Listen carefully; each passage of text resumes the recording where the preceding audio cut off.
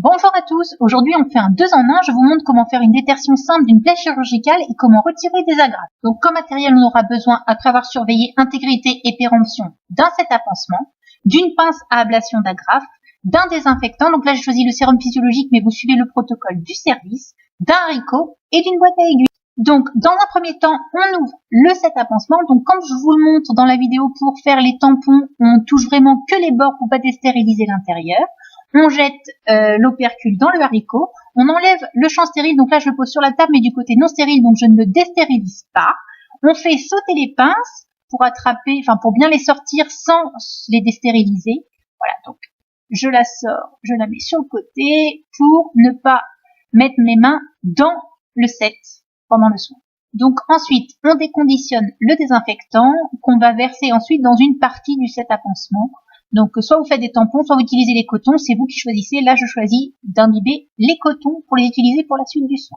Donc ensuite on ouvre le champ stérile en faisant attention de ne pas le destériliser et on le place en dessous de la plaie. Donc oui, excusez-moi, je ne me suis pas agrafée moi-même, j'ai donc agrafé une mousse adhésive pour vous montrer un petit peu comment enlever les agrafes. Donc vous la placez bien sur la partie inférieure de la cicatrice. Ensuite vous amenez votre set à pansement, donc vous déterminez une pince patient et une pince plateau afin de ne pas mélanger pendant le soin.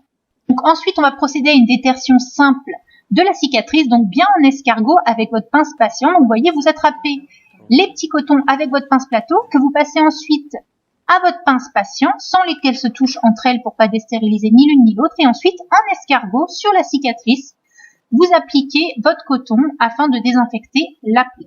Donc vous faites ça autant de fois que vous l'estimez nécessaire, en sachant que si la plaie est saine et que si les berges sont bien colmatées, 2 ou 3 passages, ça suffit largement. Et bien sûr, après chaque passage, vous jetez le petit coton dans le haricot ou la poubelle prévue à cet effet. Ok.